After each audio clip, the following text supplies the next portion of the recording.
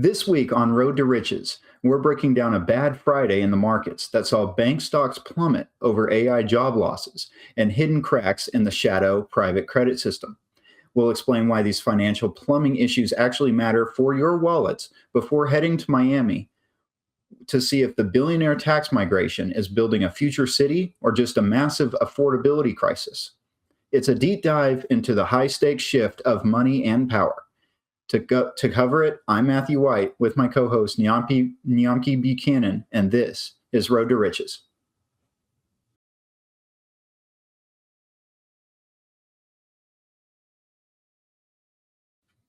Good evening, everyone. So to start out today, we're covering a story out of the Wall Street Journal. This is coming from last Friday, February 27th, and it was a tumultuous day for bank stocks. So we're looking at here from the Wall Street Journal, bank stocks suffer another plunge due to credit and AI fears. Essentially, what the article is going over is how bank stocks, specifically commercial credit banks, so your Bank of America's, your American Express, Capital One, Citigroup, things like that, have had a very bad February. And when I say commercial credit, I'm trying to make the distinction between commercial credit and things like venture capital or private equity, private credit rather than public. And a lot of these things have to do with the AI fears, looming AI fears, especially in things like bank underwriting for loans, taking in withdrawals and giving out deposits.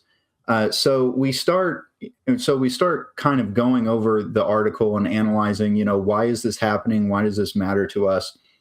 Number one big fact, the KBW Bank Index, which has to do with the NASDAQ tracking the 24 of the largest U.S. banking companies' stocks, had its worst single day since April's tariff panic, down nearly 5%. And this, again, is talking about Friday, February 27th. And we look at these individual banks, Goldman Sachs and Morgan Stanley are both down over 6%. Bank of America, Wells Fargo, Citibank, like I mentioned before, they're down 4% plus. And so, again, going forward, the two triggers here, the AI scare, especially considering that payment processor Block has decided to lay off 40% of its workforce because of AI and what it thinks AI can do for it at this time.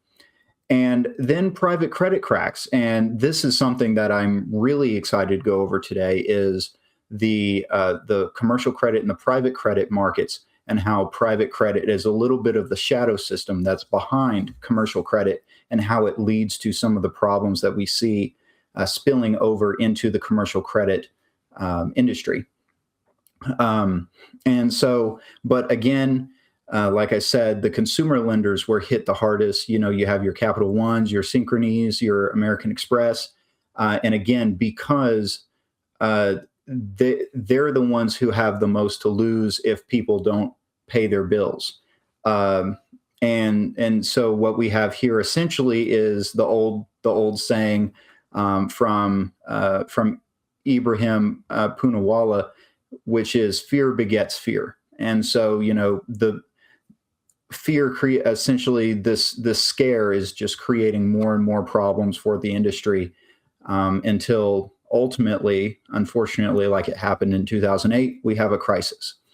And so, I want to start this discussion, Nyamki, a little bit about how banks are a little bit of the plumbing of the economy. And what do I mean by that? Well, first of all, banks tend to borrow short and lend long. In fact, that's kind of the whole business model for banks, meaning that they borrow, deposits and savings and money markets, and they lend again long. They plan to make money off of their long-term loans, and the spread between their shorts and their longs, that's what they make, and it's called the net interest margin.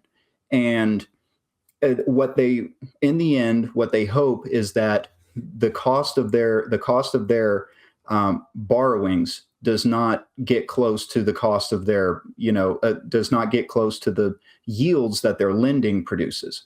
And this is kind of a problem in commercial credit, especially with all the additional regulations introduced after the '08 crisis. And the reason that it can be a problem is because, um, uh, again, especially after the '08 crisis, rates have been a little bit higher. There's a lot more risks involved. There's a lot more of the regulators breathing down the necks of commercial credit offerings, because of what happened in the past, and people trying to crack down on banks, making sure it doesn't happen in the future. Uh, and so again, when banks get scared, they tighten lending. And one reason for this is because they have to, but they also kind of want to. I mean, any lender wants to. When there's, for example, when in this current housing crisis, uh, you know, we're seeing rising rates of foreclosures. We're seeing people not being able to sell houses. Home inventory durations are rising. And so when banks see things like that, they stop lending to, for example, home builders as much. They start backing off and start taking risks a little bit more seriously. And by the way, they're encouraged to. They're often required to by the regulators. And so again, we're talking about mortgages, car loans, small business credit. It all becomes harder to get, and it makes only the most qualified people for credit, or at least on paper, the ones who actually get it. And so, to the young sector that we're talking to, who doesn't really have anything in this banking, who doesn't really have a dog in the fight right now, right? The young sector, hopefully, you don't have too much debt with commercial credit institutions, or even if you do, you know, it it definitely limits your options. In this case, for example, banks are lowering the cost of their borrowings from the public, meaning they're lowering the returns on savings, on money markets, and even interest checking, and they're increasing their returns on they're trying to increase the return on their lending. So lines of credit, mortgages, car loans. That's what this current crisis has to do with. Even if you have no debt, you're certainly planning on having debt one of these days. You're eventually going to have to buy a car. You're eventually going to want to buy a house or a condo or what have you, or even get a little line of credit to start your business. Um, all of these things are going to be limited based on this story here and the external factors going on in the economy right now as well.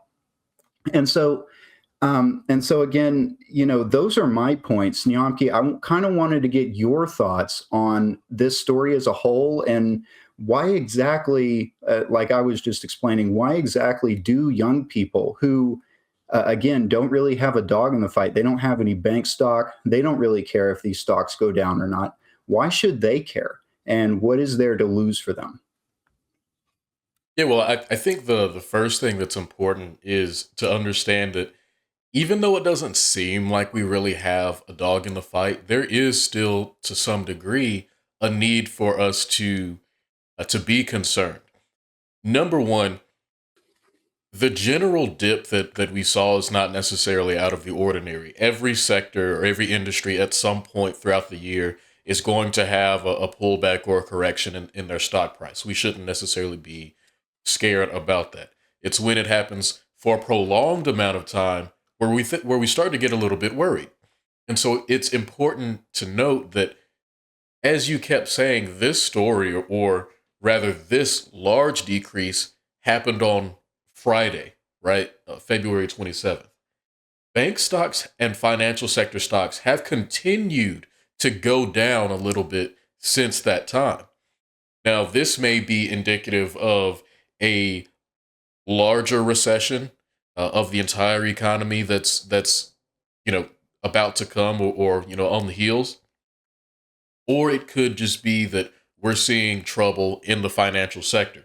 Now, we do have to understand that all the banks around now have already pretty much finished reporting earnings and things like that for Q4 2024. And all of them more or less reported increase in profits and revenue, expanding market shares, etc. At least the large ones did. So we are getting in real time in somewhat of a preview of what to expect for next month's earnings season, which will be when they start giving out their reports for Q1 2026.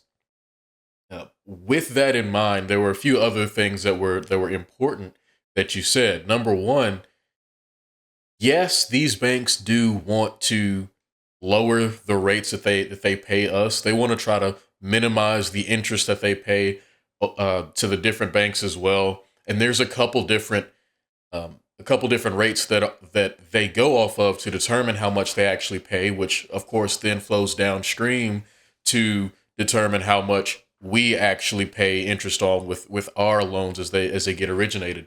Number one is SOFR, SOFR. That's the standard overnight funds rate or financing rate.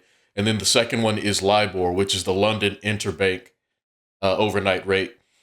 Generally, those two things are what banks use as a base number to determine how much they charge their clients for interest. So let's say that you go to a Bank of America or Chase or Wells Fargo and you say, hey, I want to get a car loan. Because a lot of us, our age, we have car loans or private student loans, things like that. And these banks may finance it, right? So you go to a bank and you say, I want to get a car loan.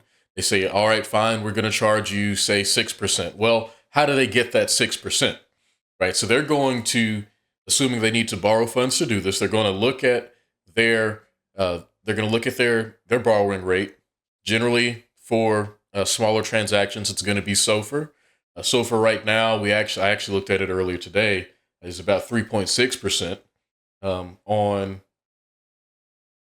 I think it was a 15-year that I was looking at. Obviously, car loans are going to be shorter than that. Let's say you get a 6-month financing. So it'll be maybe 3.4%, for example. So then they take that 3.4% borrowing rate that they have to pay interest on to the organization or entity that they're borrowing the funds from. Then they add their own cost of funds on top of that. This is going to include enough of a rate for their operating expenses. It's going to also include some profit margin in there as well. And let's say 3.4%. We said, let's say that their cost of funds that they add is going to be 2.6%. So that 3.4 plus the 2.6, that's how they get the 6% interest rate that they're going to charge you, right? So with that in mind, now that we know how the banks are pricing in their loans from a numerical standpoint, or pricing their interest from a numerical standpoint, how does that also play into how much they pay you? Well, if they're starting to lower the rates or the interest rates that they're earning on interest, obviously they're lowering the rates that they're paying on interest.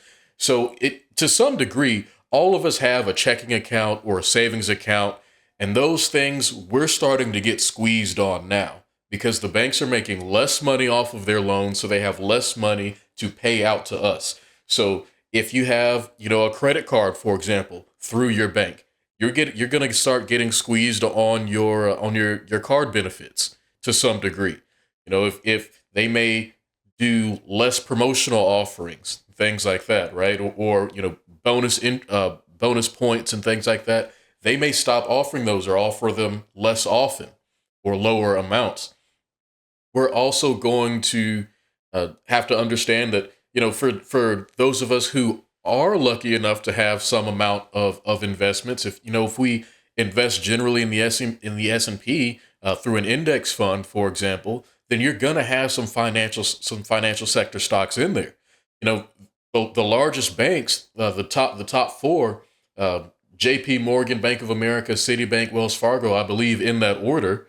Um, those are also in your S&P 500 indexes. So when these are starting to go downhill, when Nvidia is starting to go downhill, when home builders are starting to go downhill, now your actual investment that you have in the stock market is overall starting to decrease. This is a sign of things to come, and we need to know how to properly hedge against these downturns. Or if you want to sit back and be a little bit more passive, that's perfectly fine, because the people that don't touch their investments are the ones that end up being generally the best people in the market. We keep saying that time in the market beats timing the market, and that is a true Exactly. thing, because no matter if the market goes up today or if it goes down today, in the long run, we're still looking at between 7 and 10% annual return per year. So don't panic, even though things are changing, even though things may get more difficult, even though your paycheck may not stretch as far. Continue to invest steadily. Make sure you're dollar cost averaging, which means to buy the dip as well as to buy the highs, because it all averages. That word again, it averages out, and you will be successful as long as you stay consistent. Right. Exactly. And when you mentioned the point about banks lowering the rates that they pay their lenders again, their money markets, savings, whatnot. It and then you said one part of it, which is they're making a lower yield on their own lending, which is very true. The other part of that, and more on this in a second, uh, because it ties into the bigger discussion about private credit versus commercial credit, is people are having a hard time making their outstanding loans, or making payments on their outstanding loans. So the banks are. It's not necessarily that banks are having to charge a lower interest rate because of competition from other commercial institutions, but again, like I mentioned, the foreclosure rate is higher. People are now not making the payments that they could make before because of the tightening of the market, and because of uh, uh, other external factors like inflation, uh, and things of that nature. And so, again, like I said, more on that in a second. I wanted to sort of talk about, because I mentioned private credit earlier. So a lot of people very familiar with, traditional bank loans. Again, your local bank, very familiar with how they operate. And as my co-host just explained, this is how banks operate on a numerical level, and on a business level. Essentially, this is how they cover their expenses, et cetera, et cetera. So not very many people know about the private credit market. And the private credit market, again, is talking about the venture capital. We're talking private equity. We're talking hedge funds, things of that nature. And that market, and I'll refer to it right now as the shadow system. And uh, and I call it the shadow system because a lot of its successes and failures bleed into the commercial credit market.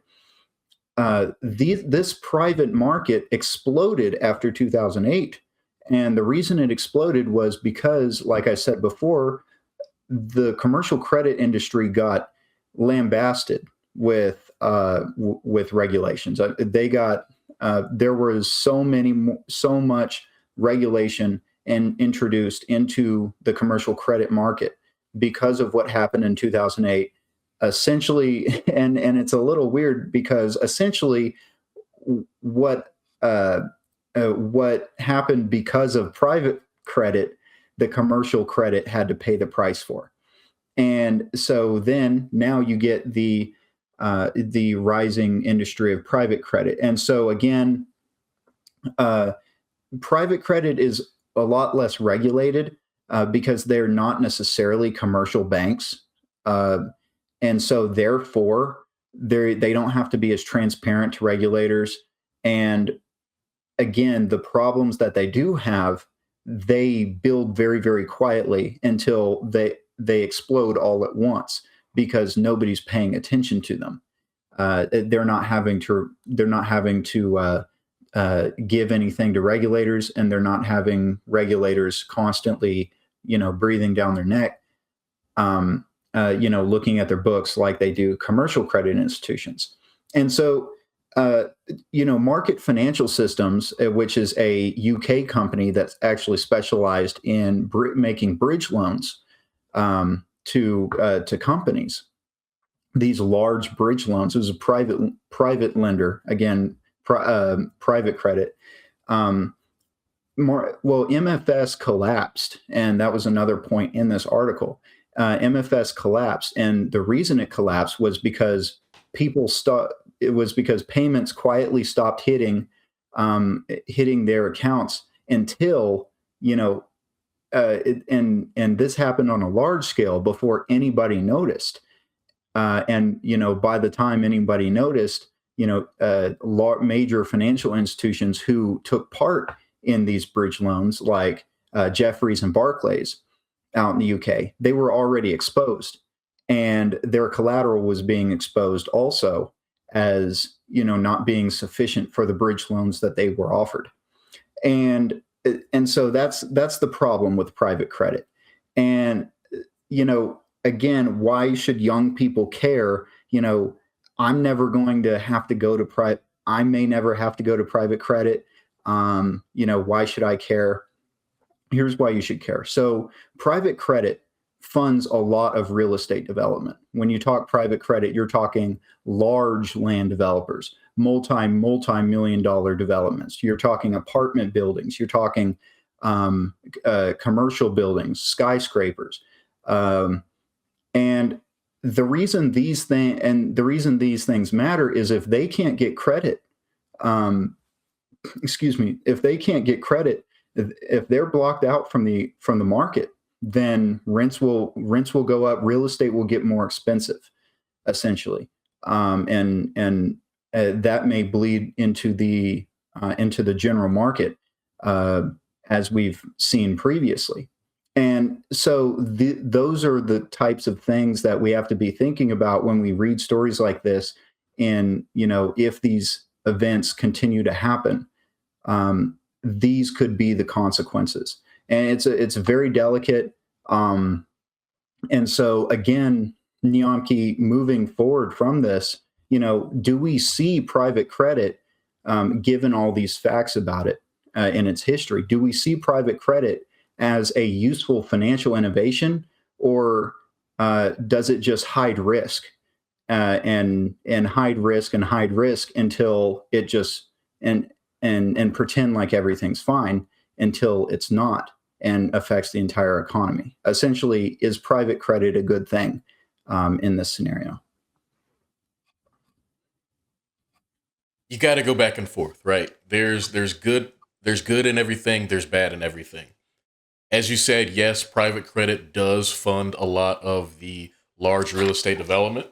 In fact, when I was previously working at a private credit firm, one of the projects that I actually still remember is we were funding real estate development out in Florida, and this is a Texas firm that we were doing. But the investors who had bought into our fund, they wanted to do some development out in Florida.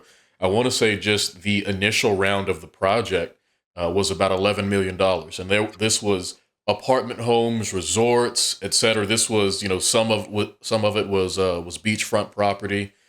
So the investment that we get from private credit in a lot of places, at least partially determines, rent prices, mortgage prices, how much land is available. So they also have to work with government entities on zoning and getting property tax exemptions and things like that for certain periods of time. So all those things combined do actually play a very important role in our lives. And even on the flip side of that, with private equity, the main difference with that is with private credit, you're basically lending to an outside investor or organization that does what they want, versus with private equity, you're actually buying into an entity to control it, and then with the goal of later selling it. But private equity also affects us on a somewhat daily basis. I mean, there are so many companies, think Jersey Mike's, for example, that have gotten bought by private equity companies in recent years. And that's why flavors change, recipes change, ingredient quality changes, why the look of the organization changes, why prices go up uh, quite high. I mean, before, using still the Jersey Mike's example, before Jersey Mike's got bought out by a private equity firm, I used to really enjoy their food. But since then, the prices have increased about 25%. And in my opinion, the quality of the ingredients has decreased, and it just doesn't taste as good anymore. So if you ever notice that all of a sudden things are starting to change with your favorite restaurants, or maybe some of your your smaller chain stores and things like that are no longer carrying certain products, or they're hiring worse people, and your overall experience is declining, it's probably got something to do with a private equity firm.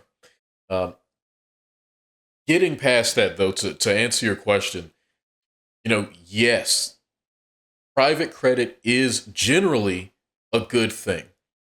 And it has to do, number one, with the availability of products that comes from private credit investment, whether it is, additional housing, whether it's, investing into a company that wants to start an amusement park or something like that.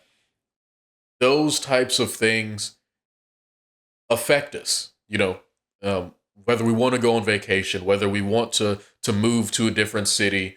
Um, you know, to some degree, private credit can even be involved with things such as city construction. If they were to build a park, or even do a toll road, or some things like that, a lot of those funds can come from private credit firms. So they can be a good thing as long as they're acting ethically.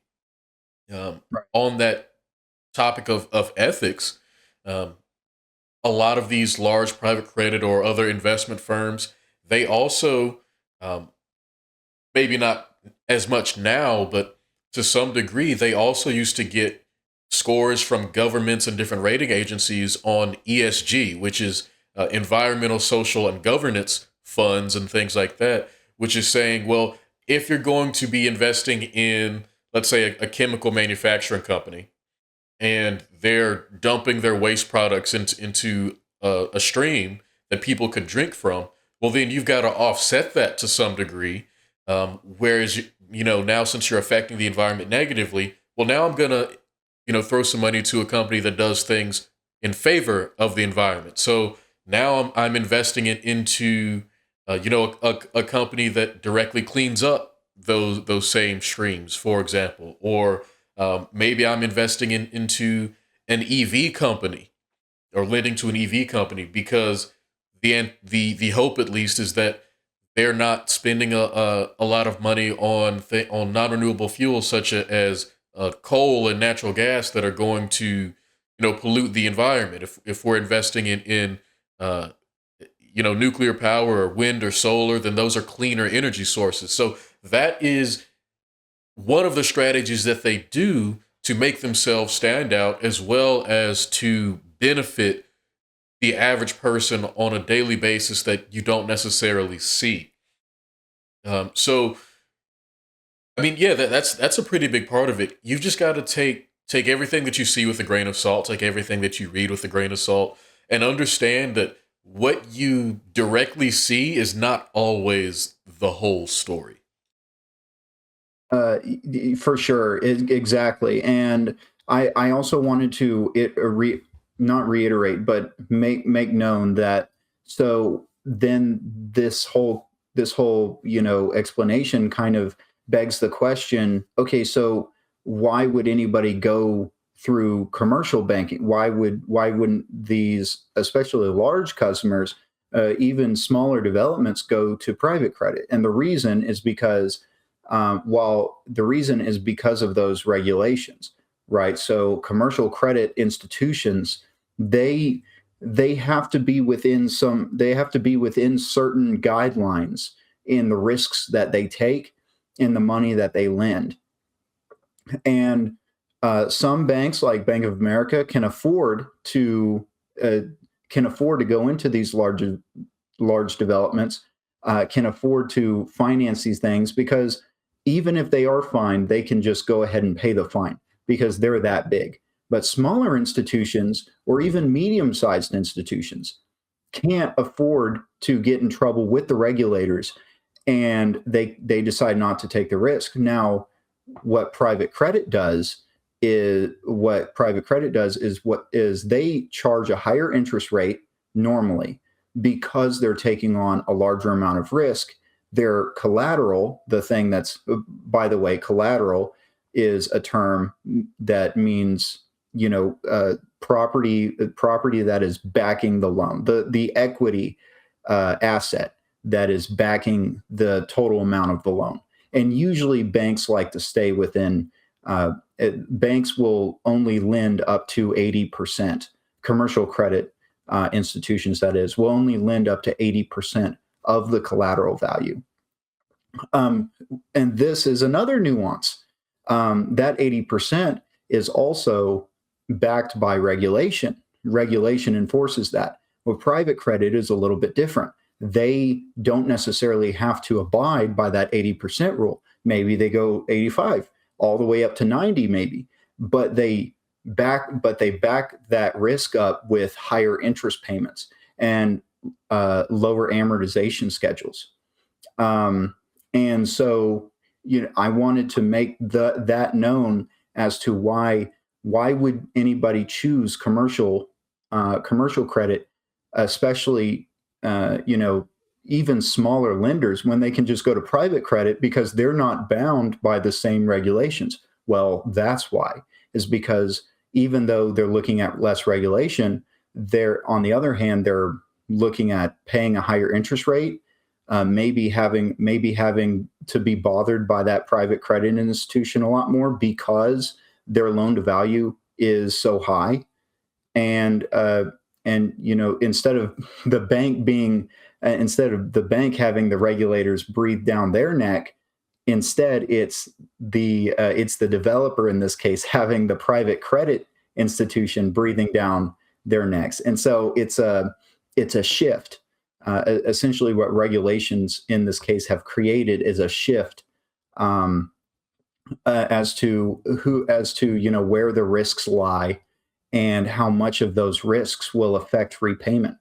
And so, it's important for our young listeners to know how the banking industry works. Even if this is just the tip of the iceberg, it's important for you to know how the industry works, how they make their money, how they price their loans based on risk, and what this risk term even is, and how, and bank spread, which is what you described earlier, Nyamki, which is the banks charging the over LIBOR,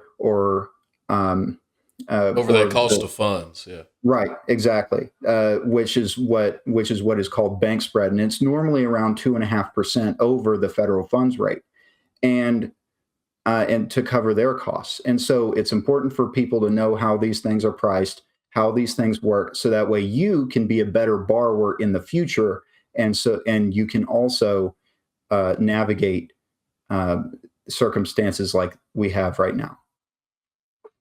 Yeah, and I do want to say kind of one last thing on this private credit topic, because we can't keep talking about it. I can do an entire episode about private Right. credit, but um, you were talking about how there's difference in regulations and things like that.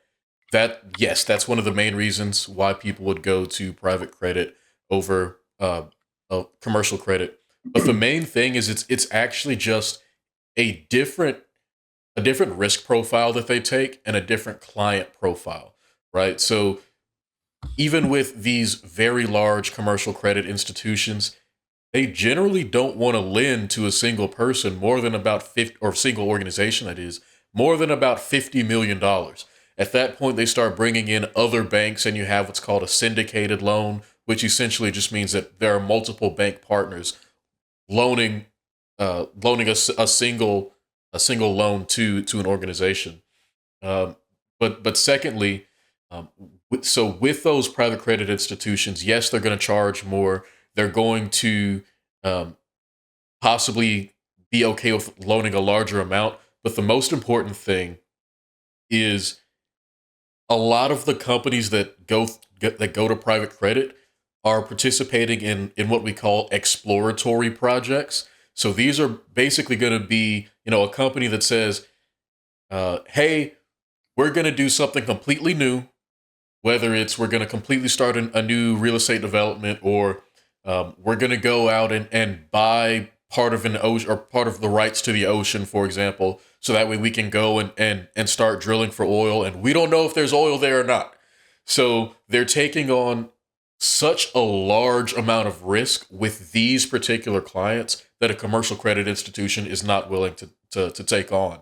That's Right. why the pay for those analysts over at private credit and private equity companies are so much larger than they are at commercial credit institutions, because it requires much more specialized knowledge. So that's kind of the last thing I want to say on that topic, because again, Right. I can go literally for an hour or more about this Exactly. topic. But the next thing that we have up on our docket is somewhat related, actually, because we were talking a lot about different real estate developments and things like that, and these mega wealthy investors. Um, these same people are now facing, in many different areas, a crunch on their taxes. We previously mentioned this thing called the Laffer curve, which is the idea that as tax rates go up, then the people who are making a lot of money tend to leave an area, so your overall tax revenue actually decreases. Um, this is a long form article, um, which of course will be accompanied by our discussion about the idea of wealth taxes, optimal tax rates, etc. We look at the beginning of this, again, Wall Street Journal actually article says Google co-founder Larry Page recently made headlines by spending $188 million on 3 Miami mansions. He's not the only billionaire looking at this big move. His Google co-founder Sergey Brin is reportedly shopping for Miami property, etc., etc.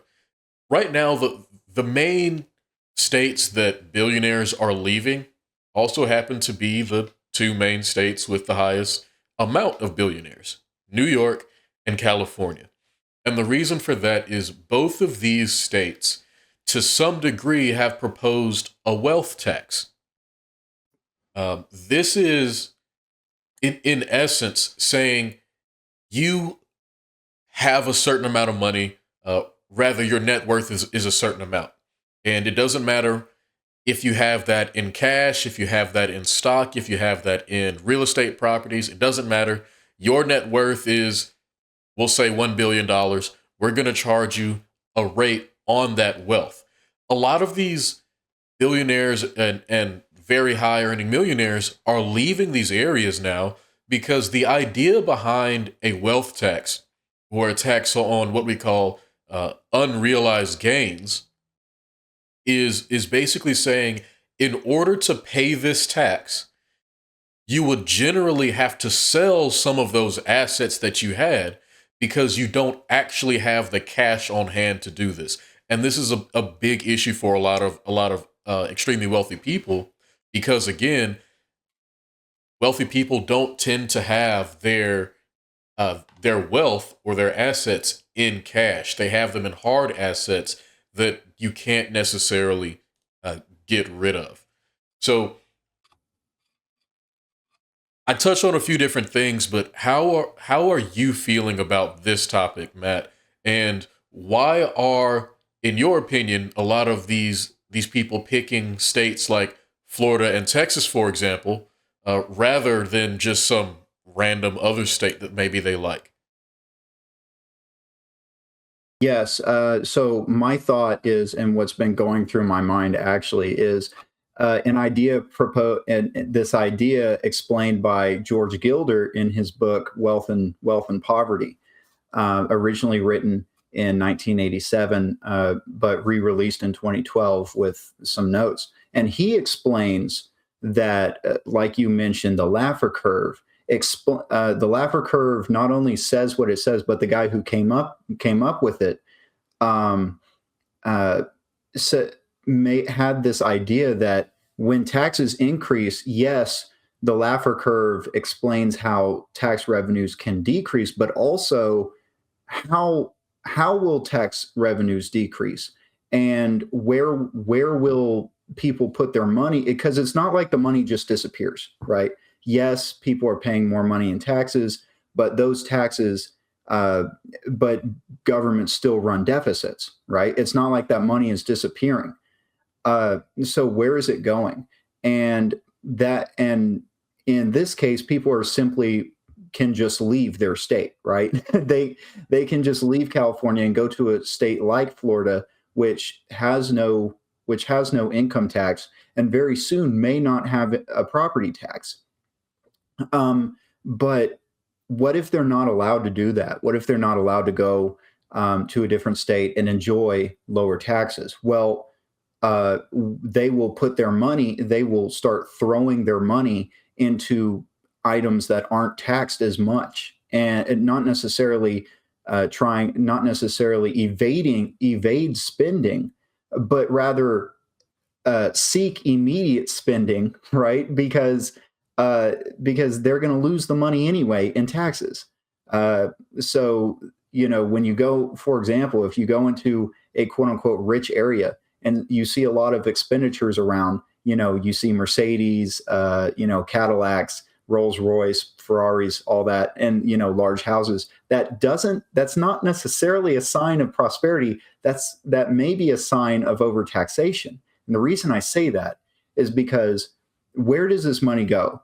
In the 1970s, people started when we started to see the stagflation that we know now. Taxes started to rise, inflation started to rise, and also unemployment rose. People started throwing their money into real estate. Why? Because real estate wasn't taxed as high as, for example, capital gains. Capital gains at that time, if you take the real gain on capital gains, was taxed at over 100%. And so investment from the stock market plummeted. The 70s saw a little bit of the 70s saw a large amount of stock market gains from the 50s and 60s erased. And a lot of that had to do with the increasing tax rates. And speaking of California, California made their own adjustments to the state property tax with a proposition in the 1970s. And their proposition was to reduce property tax substantially. And people were saying, and critics of California, and of course you had the Keynesian economists and the liberal economists come out and say, no, no, no, no. What you're going to do is all you're going to do is reduce the amount of tax revenue you get, especially because we're talking about a niche tax like property tax. We're not talking income tax. We're not even talking statewide sales. We're talking property tax. And what ended up happening? What ended up happening was California, their population continued to grow. Their tax revenue actually increased. California ran a budget deficit, or not deficit, a budget surplus in some of those years. California, and of course everybody, maybe not our young listeners, but if you know anything about recent history, California enjoyed prosperity. and especially in the 1980s, where Ronald Reagan was from. And a lot of that had to do with California's own adjustments to their taxes. And to get back to the point about, California introducing this new tax and losing their billionaires, or one by one, and they're going to a state like Florida instead of Texas. Well, some of them are building in Texas. I know that. But a lot of them are going to Florida because Florida is exactly like home, right? It's just you just have the Gulf of America on one end, and the Atlantic Ocean on the other. But it's exactly like home. You have your coastline, you have your beaches, and you have your bustling nightlife. It's just on the other side of the country, and it has substantially lower taxes. And so, again, you see, and now California is going through a little bit of a tax revenue crisis, where they're like, oh, well, where are we going to get the tax revenue from? And not to pour salt on the wound for California, but you and I, Nianki, were reliably told by the Keynesians and by the liberal economists that if we just increase the taxes on the rich people, then our problems would be solved.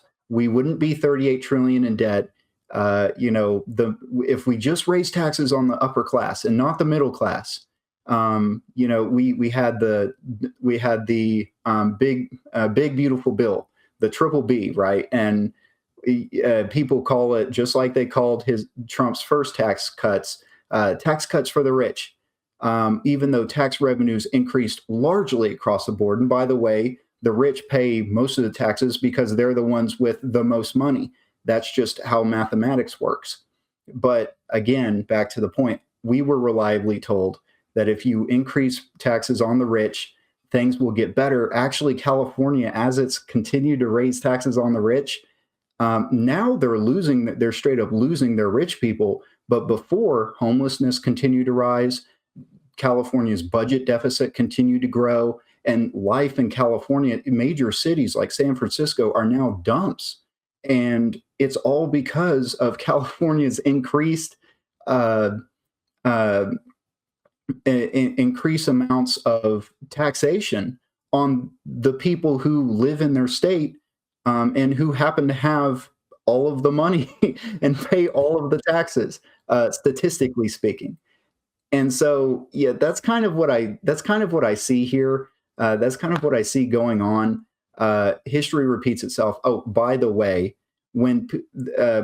these kind of taxation strategies, like increasing taxes on the wealthy, or just straight income tax increases, those things are what leads to people throwing their money into real estate, which isn't taxed as much, or other things that aren't taxed as much. And by the way, the 2008 housing bubble was the end result of 30 years in the past of people saying, okay, well, we're just going to put our money into real estate, because everything else is taxed so much. So we're just going to spend our money now. And 2008 was the end result of what initially started in the 1970s with those tax hikes. Yeah, I mean, I even want to talk a little bit more about the whole idea of the tax strategies that the ultra wealthy have. I mean, it's not just real estate. Yes, Mark Zuckerberg did just buy a $200 million estate in Florida where he's moving to. Yes, I understand that real estate is a very big one because, as you repeatedly said, rental income is not taxed as high as as capital gains, for example, or regular income. Yes, that is a real Well, thing. depreciation, But when you make capital expenditures, you can. exactly. I mean, there's always there's so many. I don't want to necessarily say loopholes because it's not like you're reading it and saying, "Oh, they didn't think of this. Now I can take it to my advantage." No, that's not that's not at all what it is. The tax code is very long and very complicated, Right. and these rich people hire CPAs, which are certified public accountants, they have tax accountants that know the tax law and say, if you want to pay less taxes, here's how the government is legally telling you to do it. And that's what they do. But that's not the only thing that they do. I mean, I feel, and maybe it's just because, I have a weird childhood. I don't know. I just had a weird childhood. But I feel like to some degree, everyone has heard at least once in their life, oh, I want a tax haven in the Cayman Islands or a Swiss bank account to hide my wealth, right? Not that, we know people who are saying this, but between movies and TV shows, we've heard it one way or another. Right. And that's another very real strategy that some people do. They're because of the tax laws in various other countries, some income is taxed based on the location of those funds, which is, if I have a Swiss bank account, then the money in that account gets taxed. However, the Swiss, Switzerland's government says, if I have money in American bank accounts, then that money gets taxed. However, the American government says there's also some different treaties and things like that. For example, let's say that you're a business owner, right? And you operate in both America and Canada, for example. Even though you may make some revenue, some profit in Canada, if you bring that money over to America, it doesn't get taxed by America for the simple reason that America and Canada have an agreement that says that income taxed by Canada is not also double taxed by America. So there are legal ways to get around these things and how businesses operate. The most important thing that I do want to say, though, because this is something that I see a lot on Instagram, people misinterpreting this, I guess is a way to put it, is when you say that a lot of rich people, they'll buy expensive cars. And yes, that is a real thing. Because number one, some people on Instagram, they say, oh, well, the end of the year is coming. I need a tax write-off. Let me go and buy a massive car for my business so I don't have to pay that much in taxes. Well, that's not entirely accurate. And to preface all of this, I'm not a CPA. I'm not a tax accountant. If you have tax questions, talk to one of those people. This is not tax advice. But, if you did do that, the most important thing to get from this little blurb is that the money that you pay for this car is more than the money that you would have paid in taxes had you not bought the car. So it's stupid to say I'm buying this specifically as a tax write-off. If your company actually needs it for operations, that's one thing. Otherwise, you just have something else that is going to lose value over time that you drive around maybe once a month because you already have a bunch of other cars because you've also been doing the same thing every year for some unknown reason because you don't understand the tax code. But again, there are other things that you can do with this as well. Something that I have heard multiple people say, and although I have not done the research to confirm this myself, I do logically understand why this makes sense. And I've heard a lot of people say that very rich people, because they have such a large amount of their wealth in, either hard or soft assets, which means either stocks, for example, as a soft asset, or real estate, for example, as a hard asset, in order for them to fund their lifestyle, essentially, they borrow against the value of these assets. So this means that if they have a low salary from their company or from their business, they get taxed the high ordinary income or earned income tax rate on their salary, which is a low amount. The money that they get in the form, or the compensation that they get in terms of stock options, etc., is taxed at the lower capital gains tax when they choose to sell. But until then, it's not taxed. So Then the question becomes, right, if they're not actually making any reasonable amount of cash money, how do they live?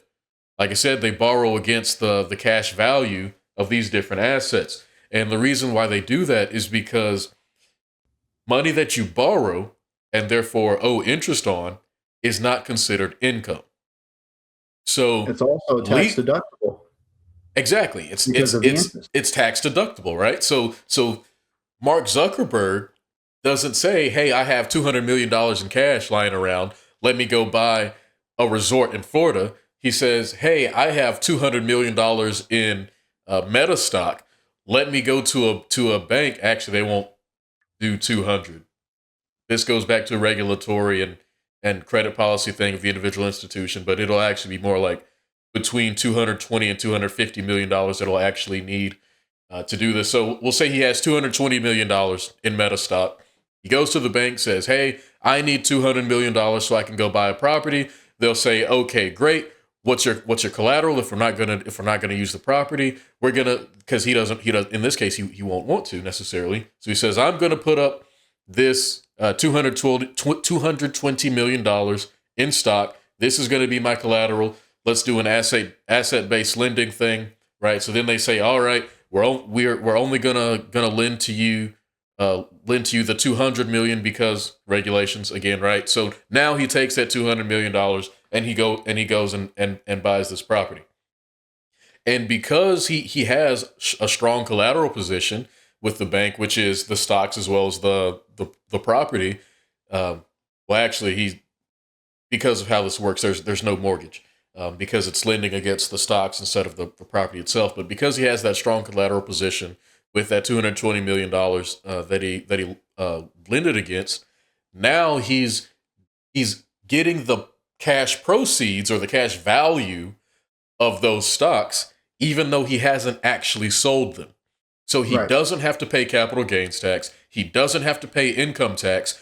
And now, even though he's just made this large purchase with supposed cash value, he doesn't have to pay tax on that either, because on his personal balance sheet, this is a debt and you don't pay tax on debt. Right. So Right. that's one of the main strategies that rich people use, which is, I don't want to say this very far because I don't like this idea personally, but I have heard that, some people also just continually apply for credit cards for the promotion period and always carry some balance of debt because, again, if you're never actually paying these things off, technically paying them off, then you have essentially a line of credit that you never have to pay down. But I don't like the idea of that because, number one, it affects your credit score negatively. Number two, if you forget one time, then now you've got additional interest payments and things can get out of hand. And number three, if you're continually carrying a balance that you never intend to pay off, then if anything catastrophic happens, let's say you get in an accident and now you have to, go to the hospital. Well, those hospital bills are going to be charged to you at some point, and now you have essentially lost any financial gain that you would have from shuffling around debt. So, in general, my opinion, don't do that. But the asset based lending thing, that's a pretty smart strategy. If Well, you have the savings already in place, your retirement is secure, you have steady income, etc. and I did want to add one more thing. I'm going to be quick because I know we got to go. But I want to reiterate with a point to back up what I said about, when you see an area that, you see a lot of luxury cars, a lot of luxury houses, that doesn't necessarily mean economic prosperity. And it can definitely mean high taxation. I want to reiterate. So these wealthy people, many of whom are business owners, they will do the mathematical calculations, especially because of, and this is indeed what happened in the 1970s. Going back to that point, um, this is what businesses will do and people will do. They'll start doing the math. Okay, so I have $100,000. And like I said, this happened. This exactly happened in the 1970s, which is why you saw a major decrease in overall investment, whether that be in the stock market, whether that be in the banks, or whether that be in larger things like private equity, or private credit.